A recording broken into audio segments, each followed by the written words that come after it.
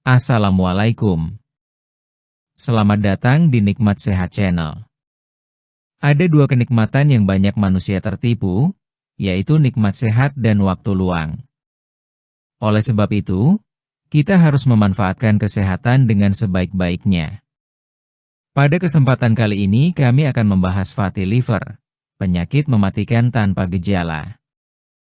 Fatty liver atau perlemakan hati adalah kondisi ketika lemak menumpuk secara berlebihan di dalam organ hati. Hati memiliki peran yang sangat penting bagi tubuh. Organ ini membantu menyaring racun dari darah, mengolah zat makanan menjadi energi, menyimpan cadangan nutrisi, serta membantu proses pembekuan darah. Jika hati terganggu, seluruh sistem tubuh bisa ikut terdampak. Yang membuat kondisi ini berbahaya adalah sifatnya yang diam-diam. Banyak orang tidak merasakan tanda apapun selama bertahun-tahun. Mereka tetap beraktivitas seperti biasa, merasa sehat, dan tidak menyadari bahwa hatinya sedang mengalami tekanan berat. Ketika keluhan muncul, seringkali kerusakan sudah berada pada tahap lanjut. Perlemakan hati terjadi saat jumlah lemak dalam sel hati melebihi batas normal. Dalam jumlah kecil, lemak sebenarnya masih dapat ditoleransi. Namun jika penumpukannya terus berlangsung, sel hati akan membengkak dan mengalami gangguan fungsi. Lama-kelamaan dapat terjadi peradangan yang merusak jaringan sehat. Penyebab kondisi ini sangat berkaitan dengan gaya hidup modern. Pola makan tinggi kalori, kebiasaan mengonsumsi gorengan, makanan cepat saji, minuman manis, serta jarang bergerak menjadi faktor utama. Berat badan berlebih juga sangat berperan. Selain itu, konsumsi minuman beralkohol secara terus-menerus dapat mempercepat kerusakan hati. Namun perlu diketahui, banyak penderita perlemakan hati tidak mengonsumsi alkohol sama sekali. Artinya, pola makan dan kebiasaan sehari-hari tetap menjadi penyebab terbesar. Saat tubuh menerima asupan makanan melebihi kebutuhan, kelebihan energi akan disimpan dalam bentuk lemak. Jika penumpukan lemak terjadi terus-menerus, hati menjadi tempat penyimpanan tambahan. Pada awalnya mungkin tidak terasa, tetapi perlahan fungsi hati menurun. Sel yang dipenuhi lemak tidak mampu bekerja optimal. Perjalanan penyakit ini biasanya berlangsung dalam beberapa tahap. Tahap pertama adalah penumpukan lemak tanpa peradangan berat. Pada tahap ini, kondisi masih bisa diperbaiki sepenuhnya dengan perubahan gaya hidup. Jika dibiarkan, dapat muncul peradangan yang merusak sel hati. Peradangan yang berlangsung lama menyebabkan terbentuknya jaringan parut. Jaringan parut ini menggantikan jaringan sehat. Inilah yang disebut sirosis. Sirosis membuat hati mengeras dan mengecil. Aliran darah di dalamnya terganggu. Fungsi penting seperti penyaringan racun dan produksi zat penting tidak berjalan normal. Pada tahap ini, risiko gagal hati meningkat. Gagal hati dapat menyebabkan racun menumpuk di dalam tubuh, memengaruhi otak, ginjal, dan organ lainnya. Dalam kondisi terburuk, penderita dapat kehilangan nyawa. Yang mengkhawatirkan, tanda awal sering sangat samar. Sebagian orang hanya merasa cepat lelah. Ada juga yang merasa tidak nyaman di perut kanan atas. Namun keluhan ini sering dianggap akibat kelelahan biasa. Berat badan yang terus naik tanpa disadari juga menjadi tanda yang sering diabaikan.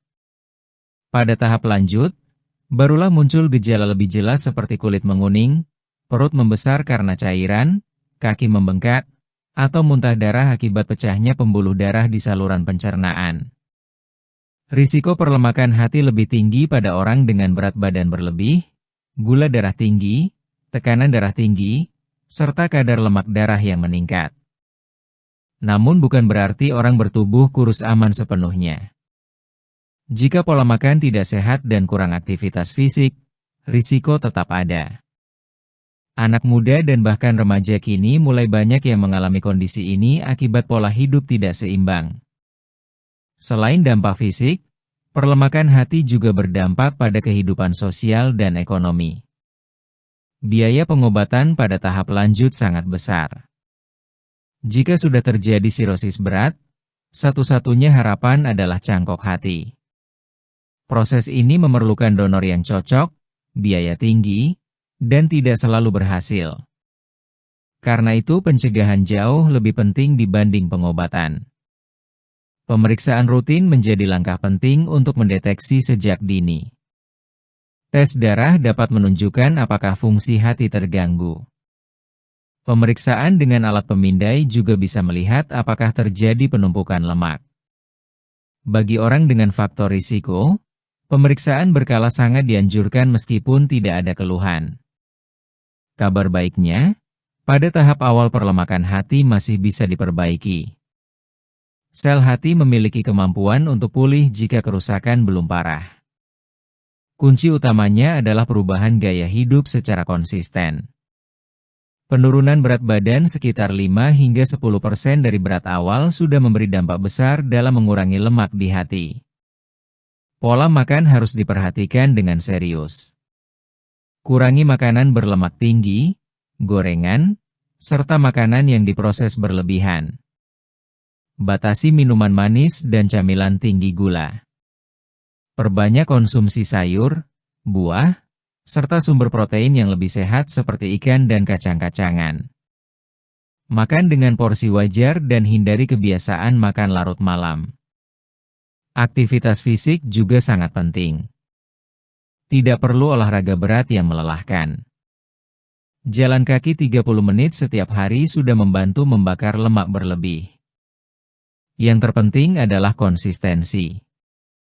Tubuh yang aktif akan menggunakan energi lebih efektif sehingga tidak banyak lemak tersimpan. Menghindari minuman beralkohol adalah langkah bijak untuk melindungi hati. Walaupun tidak semua penderita perlemakan hati mengonsumsi alkohol, zat ini tetap memberi beban tambahan pada organ hati.